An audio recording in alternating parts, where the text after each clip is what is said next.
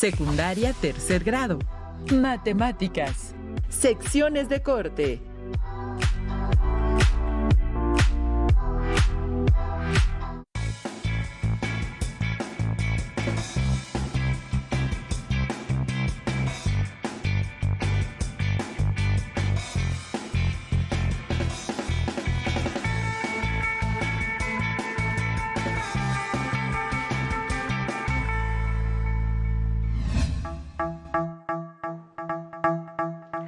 A veces las personas usamos las matemáticas sin pensarlo e incluso se practican en situaciones insospechadas. Bienvenidas y bienvenidos alumnas y alumnos de tercer grado de secundaria. Soy el profesor Gerardo Pineda y trabajaremos en una sesión más de matemáticas en Aprende en Casa 3. Encaminemos nuestro esfuerzo hacia alcanzar en esta sesión el aprendizaje. Resuelve problemas que implican calcular el volumen de cilindros y conos o cualquiera de las variables que intervienen en las fórmulas que utilicen. Anticipa cómo cambia el volumen al aumentar o disminuir alguna de las dimensiones. Durante esta sesión se estudian las secciones de corte de cilindros y conos y algunos ejemplos de su utilidad en la vida cotidiana. El material que necesitan es su cuaderno de matemáticas, lápiz y goma. Si tienen discapacidad visual, preparen sus hojas Ledger, punzón y regleta. Les solicito que anoten lo que consideren importante, así como las dudas que surjan durante el desarrollo de la sesión. Si la situación lo permite, intercambien experiencias con sus compañeras y compañeros de clase, siempre cuidando su integridad física y la sana distancia. Conozcamos primero el cilindro. Este es un cuerpo geométrico, así que tiene volumen. El cilindro es considerado un cuerpo de revolución porque se forma al girar una figura plana sobre uno de sus ejes, en su caso, un rectángulo. Otros cuerpos de revolución, como son el cono y la esfera. Y los cilindros se clasifican según su ángulo formado entre sus bases y su eje. En el cilindro recto, las bases son circulares y el ángulo entre la base y el eje es de 90 grados. El cilindro oblicuo de base circular es aquel cuya base es una circunferencia y el ángulo entre la base y el eje no es recto. Y el cilindro oblicuo de base elíptica, cuya base es una elipse y el ángulo entre la base y el eje no es recto, es decir, es diferente de 90 grados. Sin embargo, para el propósito de esta sesión, se utiliza el cilindro recto. El cilindro se forma por un desplazamiento de un cuadrado o un rectángulo que gira sobre un eje llamado directriz, en este caso, a lo largo de una circunferencia a la que denominamos generatriz. En la animación, se ve como un cuadrado que se encuentra en dos dimensiones se desplaza sobre uno de sus ejes, que como ya mencionamos, se le denomina directriz. ¿La reconocen? Al girar la animación para verse en tres dimensiones, se observa que en la base existe una circunferencia que describe la generatriz. Y si se modifica el tamaño del cuadrado, se cambia la vista a dos dimensiones para que se pueda apreciar este cambio de tamaño del cuadrado al que se le agregan dos unidades y se repite el proceso anterior. Un dato interesante del cilindro es que se usa en distintos objetos: botes de basura, tanques de gas, contenedores de agua, envases de plástico, bocinas USB. Y si se modifican las bases, se encuentra hasta en un lápiz, un bolígrafo, muy útiles en nuestro entorno cotidiano. En la animación del lado derecho están la figura y los puntos de referencia del plano, vistos desde la parte superior del cilindro en dos dimensiones. Esto con la finalidad que se observe con claridad el corte al cuerpo geométrico. Del lado izquierdo está el cuerpo geométrico en tres dimensiones, con el plano de corte. Se observa desde diferentes ángulos para que, auxiliados por el movimiento de los puntos de referencia, el plano se pueda colocar en horizontal, vertical o de cualquier forma inclinada. Esto con la finalidad de que se realicen distintos cortes. Y la sección generada que observa del lado derecho de la pantalla. La primera sección que se realiza al cilindro es la que corresponde con el corte paralelo a las bases. Pero, ¿qué sucede cuando se corta el cilindro por un plano? Estos son el cilindro y la vista en dos dimensiones iguales, al ser vistas desde la parte superior. Después, se gira la vista en tres dimensiones para ubicar el plano, como se dijo, paralelo a las bases, y no se pierde de vista la parte derecha de la pantalla, porque ahí se ve la forma del corte. Con la ayuda de los puntos de referencia del plano de corte, se desplaza el mismo hacia la parte superior, uno por uno, para hacerlo de la mejor manera. Como el plano tiene 3 puntos, se mueven a la misma altura. De lo contrario, quedaría inclinado y no en paralelo a la base. El corte está en 3 dimensiones y si se gira la vista es para que se aprecie de mejor manera. Del lado derecho está la vista en 2 dimensiones, que no cambió. Con esto deducimos que cuando el corte es paralelo a la base, el área de corte es igual a la base, un círculo. Si se mueve el plano de corte sobre el mismo cilindro, 2 unidades más arriba y se coloca paralelo a la base, ¿por qué no cambia la forma que proyecta el corte? Porque permanece circular. La figura proyectada siempre será una circunferencia con las mismas dimensiones de la base, sin importar la figura de corte. Un dato por conocer: cuando el corte al cilindro es paralelo a la base, las secciones obtenidas tienen forma circular. Vamos con la segunda actividad. Se inicia con la misma vista superior del cilindro. El corte que se hace es oblicuo a las bases, pero sin que el plano las toque, es decir, solo sobre el cuerpo del cilindro.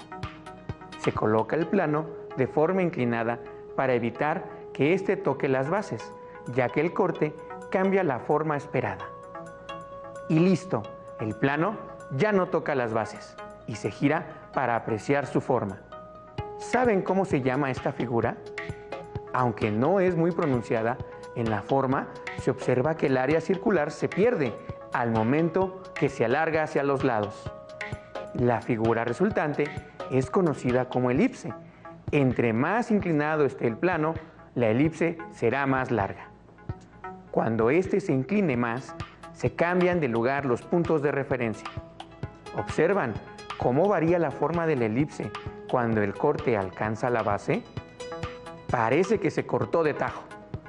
Se siguen moviendo los puntos para inclinar más el plano, con el objetivo de alargar más la elipse. En la vista en 3 dimensiones se observa la elipse cortada dentro del cilindro, mientras que del lado derecho se tiene el corte visto en 2 dimensiones.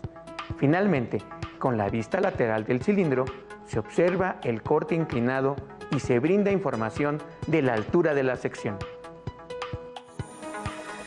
Se realizaron 2 cortes al cilindro, uno paralelo a la base, el cual nos da un área circular, y el segundo, un corte oblicuo a las bases, sin que éste las toque, resultando el corte en una elipse. Vamos a la tercera actividad. El corte que se realiza es perpendicular a la base, es decir, que el plano de corte y la base forman un ángulo de 90 grados. Para verlo, se realiza este corte al centro del cilindro. Como el movimiento de los puntos de referencia es más complicado, se requiere de paciencia al ejecutarlo. Se mueve cada uno de los puntos hacia la parte superior, de forma que se coloque verticalmente el plano.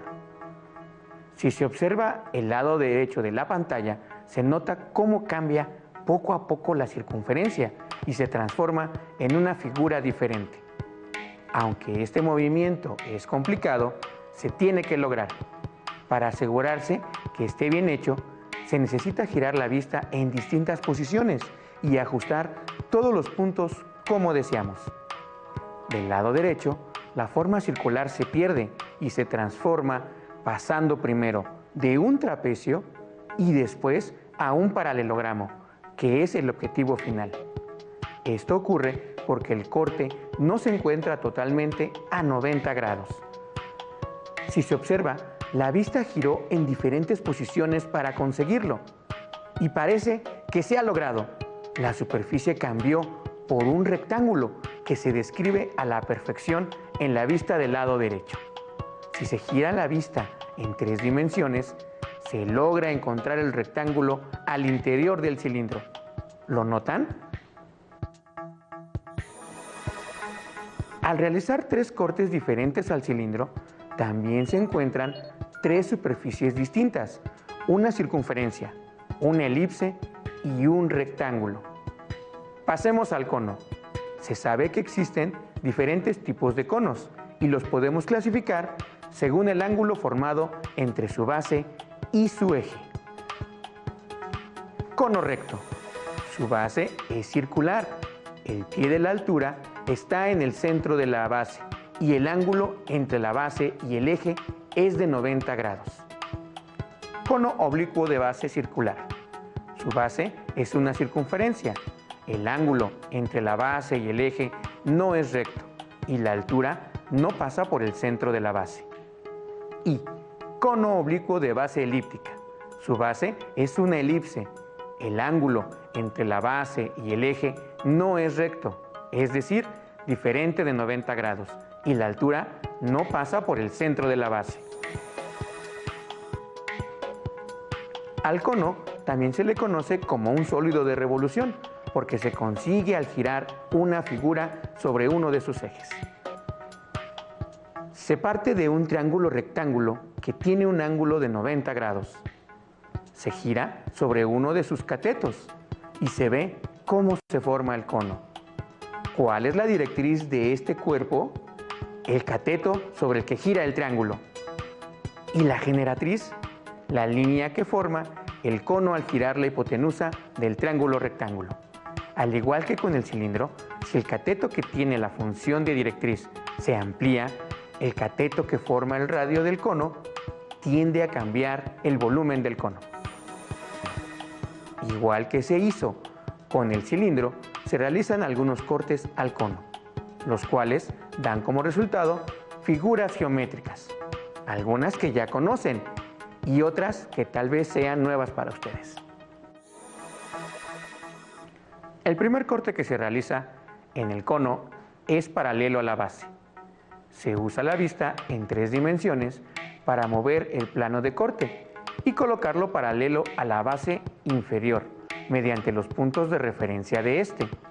Es importante que se encuentre totalmente paralelo, pues de otra forma la figura resultante no será la esperada. Se gira la figura para asegurarse que el plano está bien colocado.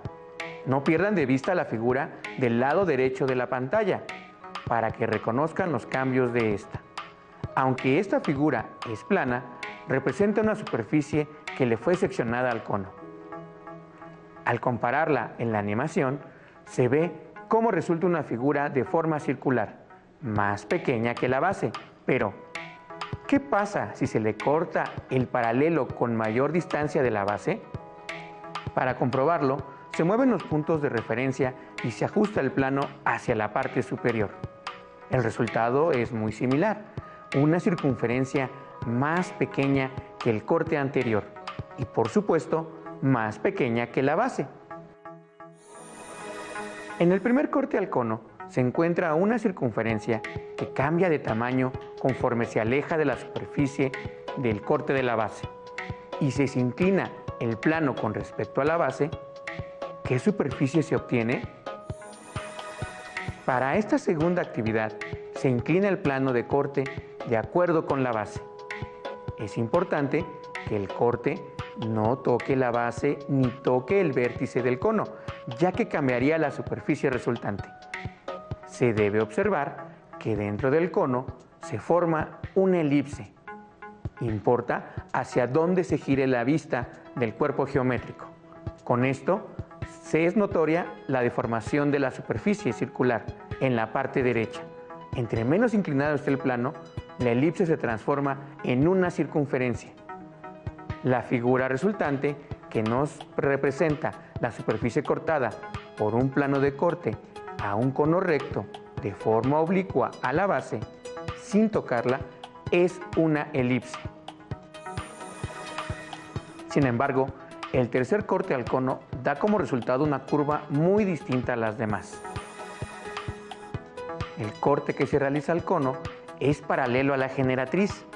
Para lograrlo, es necesario que se incline el plano de corte, de tal forma que se encuentre perfectamente paralelo a la generatriz. Se mueven los puntos de referencia de tal manera que se inclina el plano. Para hacerlo bien, se gira la vista en 3 dimensiones, de diferentes formas, y así tener la mejor perspectiva. De este modo, se obtiene una curva resultante de trabajar con ecuaciones, principalmente las de variación cuadrática. En la pantalla de la derecha se observa la curva formada por este corte. Lo importante es la curva, no la línea recta que la secciona. En la parte izquierda se observa cómo está dentro del cono. ¿Conocen su nombre? Esta curva es una parábola. Se encuentra en las antenas satelitales, en los faros de los automóviles o en la forma curva que tienen los radiotelescopios que envían y reciben señales entre la Tierra y los satélites. Es por ello que las antenas con esta forma llevan el nombre de antenas parabólicas. Para el último corte se necesitan 2 conos. Ambos se generan al prolongar la generatriz del primero de ellos. Estos comparten tanto el vértice como su eje. Para esto, con el programa de animación, se crea primero el otro cono, de forma que se mueva el plano de corte y abarque ambos cuerpos geométricos. El corte por realizar debe ser perpendicular y a la altura de los conos. Con cuidado se desplaza el plano para ponerlo de forma perpendicular a la base, mediante cada uno de los puntos de referencia. Se debe formar un ángulo de 90 grados entre la base y el plano de corte. Mientras se realiza esto, se nota que en la parte derecha de la pantalla desaparecieron las figuras. Esto es porque el plano salió de los conos, pero al tocarlos de nueva cuenta vuelven a aparecer. En la parte derecha se ven los 2 cortes planos que se logran. Ambos son simétricos. ¿Saben cómo se llama? En arquitectura, con estas curvas les dan forma a algunos cables que sostienen los puentes. Son empleadas para darle una forma distinta a las construcciones. Además, se utilizan en algunos tipos de telescopios. Piensen en un reloj de arena. ¿Los conocen? Los relojes de arena son un ejemplo simple de este tipo de curvas. Se caracterizan porque ambas abren en sentidos contrarios de forma simétrica. Su nombre es hipérbola. Pero antes, recapitulemos lo visto en esta sesión. Primero el cilindro, al que se le hicieron 3 cortes. El primero fue paralelo a la base y con este se obtuvo una circunferencia. El segundo fue oblicuo a la base y se obtuvo una elipse. Y el tercero y último corte al cilindro fue perpendicular a la base y se obtuvo un rectángulo. En el caso del cono se realizaron 4 cortes. El primero fue paralelo a la base y se obtuvo una circunferencia. El segundo fue oblicuo a la base y se obtuvo una elipse, igual que en el cilindro.